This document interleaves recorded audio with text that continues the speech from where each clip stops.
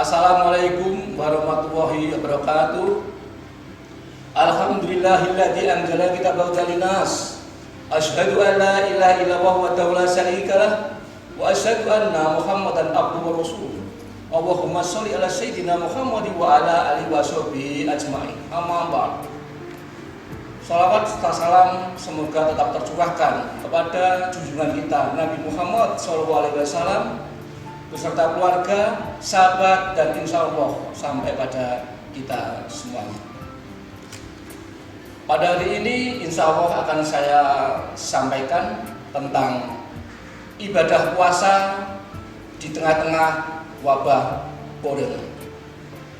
Di dalam perjalanan hidup ini seakan mengalami keguncangan hati, kegelisahan, ketakutan, terutama sekali saat ini adanya wabah corona yang telah merubah dalam suatu kehidupan beragama, bahkan membalikkan praktek dalam praktek beragama yang lazimnya telah dilakukan oleh umat beragama. Sebelum COVID-19, bahwa ibadah puasa itu untuk membersihkan diri, mengurangi hawa nafsu yang rohaniah demi untuk meningkatkan dimensi rohaniah. Tetapi ibadah puasa di dalam pandemi COVID-19 ini tidak cukup kalau pembersihan diri secara individual, tapi yang dituntut adalah bagaimana meningkatkan dimensi sosial.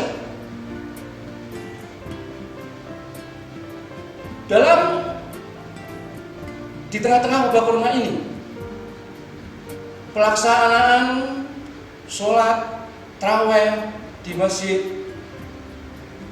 sholat jamaah di masjid juga, bahkan sholat yang wajib, sholat Jumat juga ditiadakan.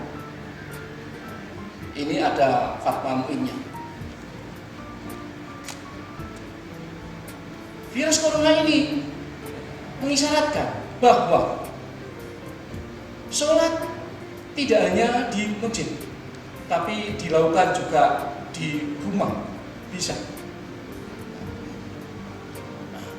Tujuan ibadah tidak hanya untuk mengamankan agama saja, tetapi juga untuk menyelamatkan nyawa.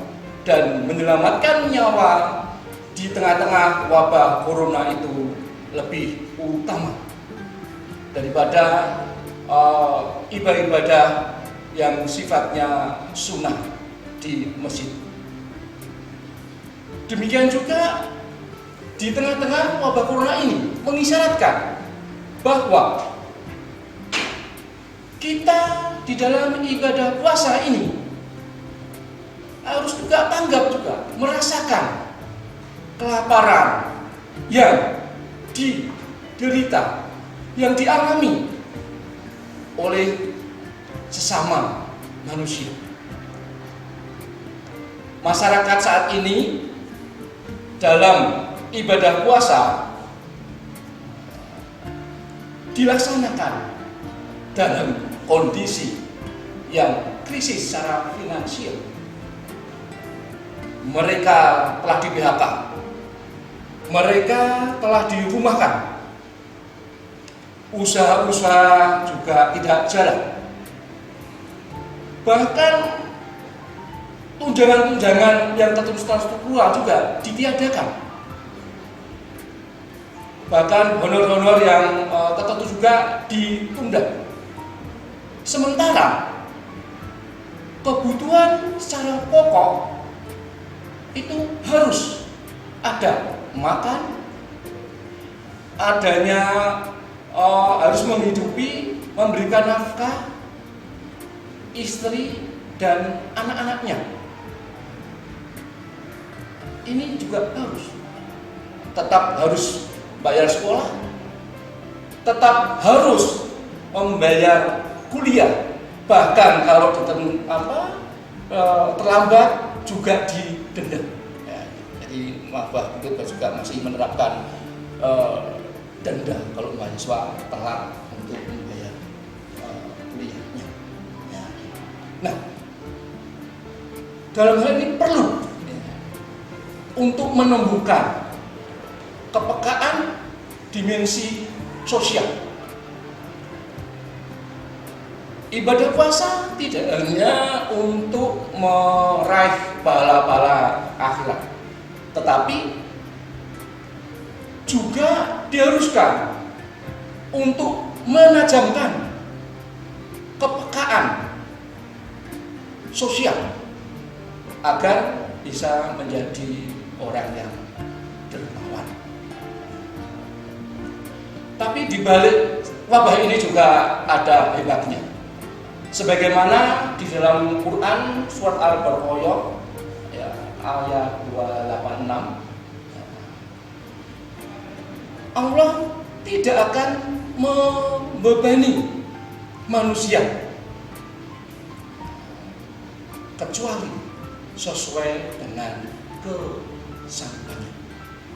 Sehingga wabah corona ini tidak membebani manusia. Karena apa? Allah tidak akan memberikan suatu cobaan yang melebihi batas kesanggupan manusia.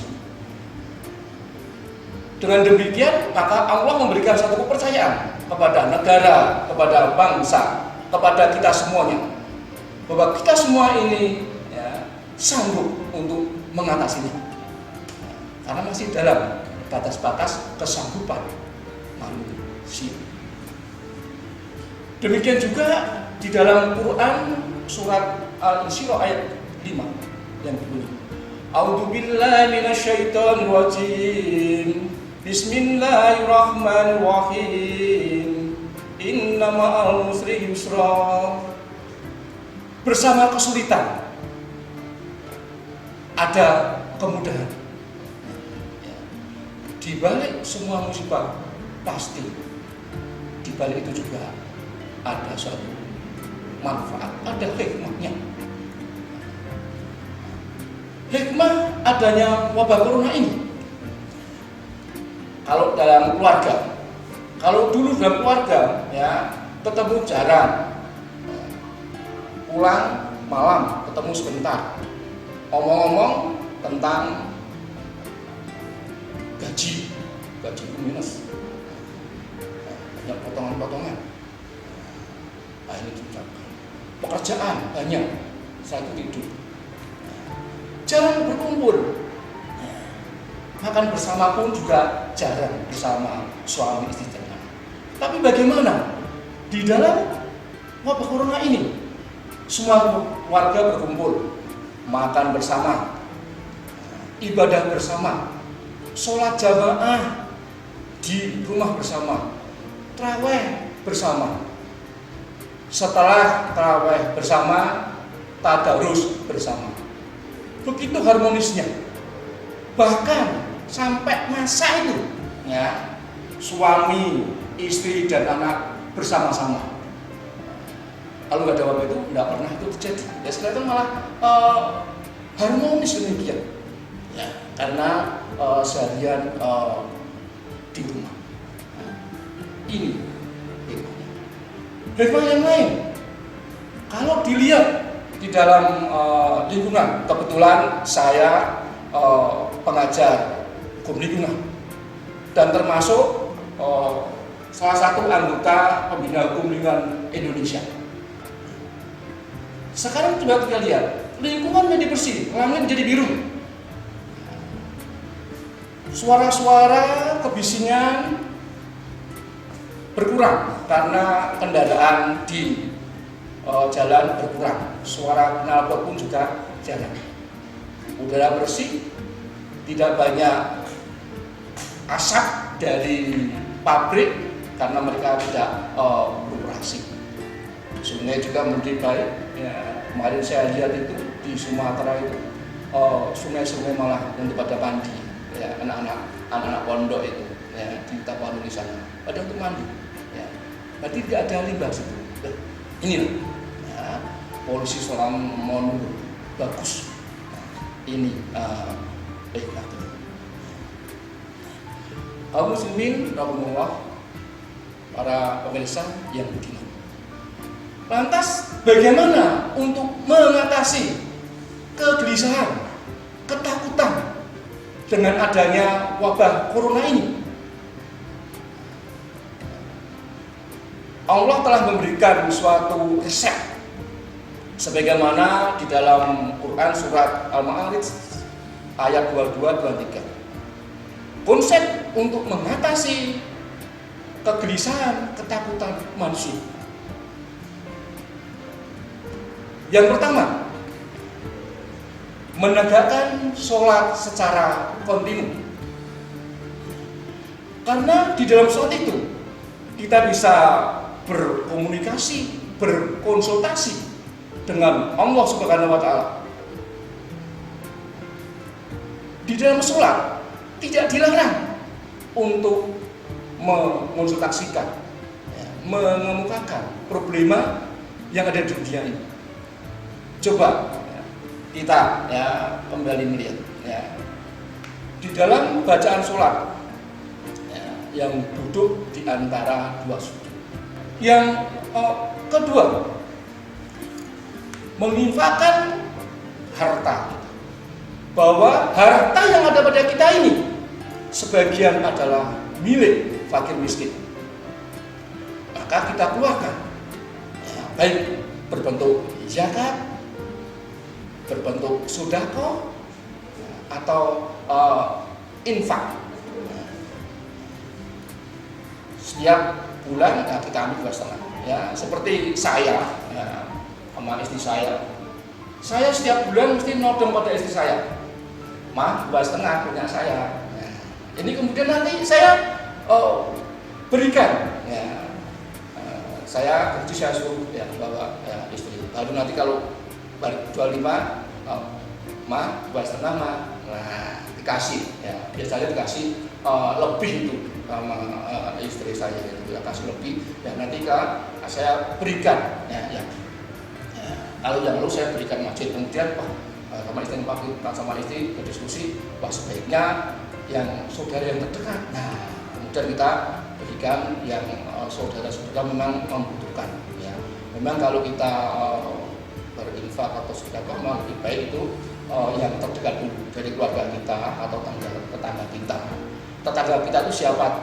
Tetangga kita itu 40 rumah ke utara, ke selatan, 40 rumah ke barat dan ke timur.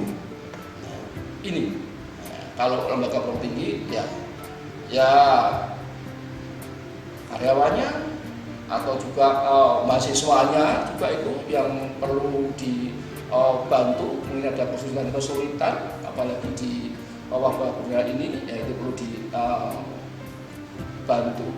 Masih banyak yang belum bayar, itulah berarti itu kan yang terdekat yang kita berikan suatu bantuan. Kemudian yang ketiga, resep yang ketiga dari Allah itu kita percaya pada hari pembalasan. Setelah kehidupan dunia ada kehidupan di akhirat. Setelah di dunia alam juga ada akhirat. Nah, ini mestinya membuat kita optimis, bukan pesimis. Mendorong untuk melakukan suatu takarrub, mendekatkan diri kepada Allah Subhanahu wa Ta'ala. Karena Dialah yang mengatur segalanya.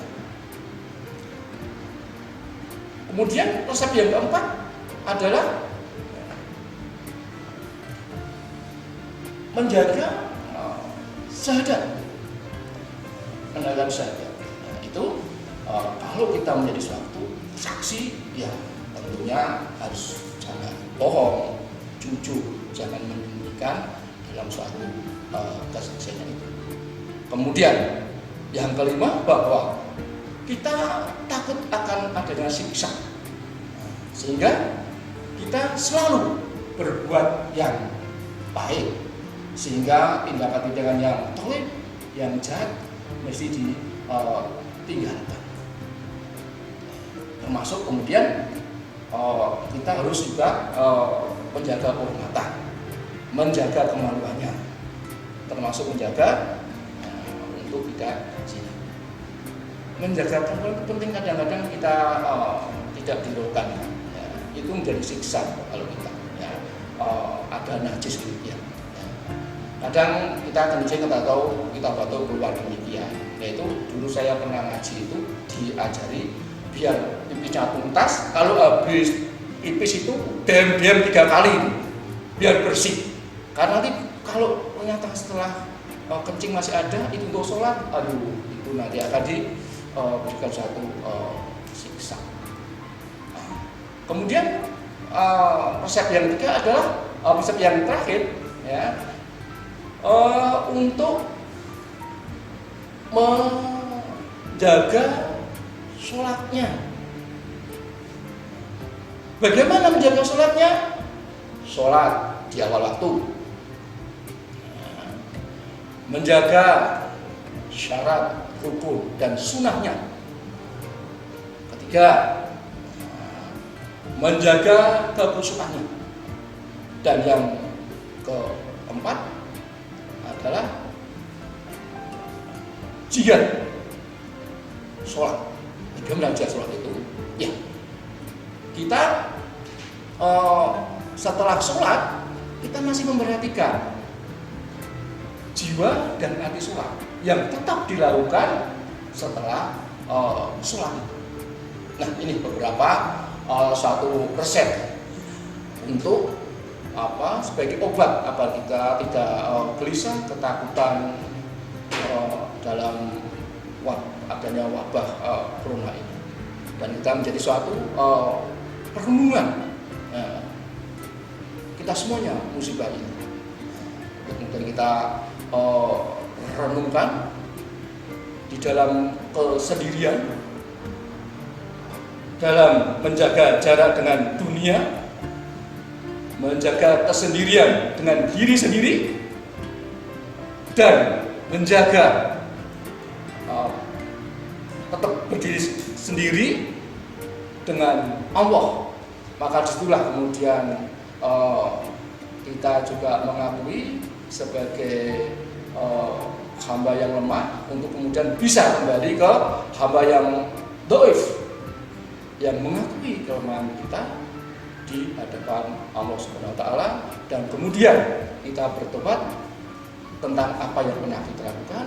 Mungkin juga pernah melakukan menzalimi diri sendiri, kemudian kita bertobat, insya Allah akan mengampuni.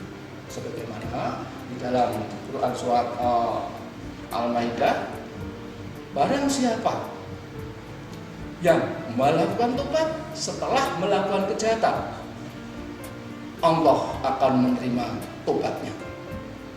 Sesungguhnya Allah Maha Pengampun dan Penyayang.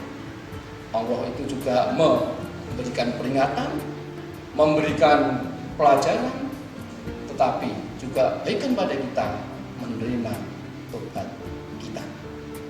Mudah-mudahan Allah segera mengangkat COVID-19 ini dari muka bumi, sehingga kita bisa melakukan ibadah yang lazim bisa kita lakukan.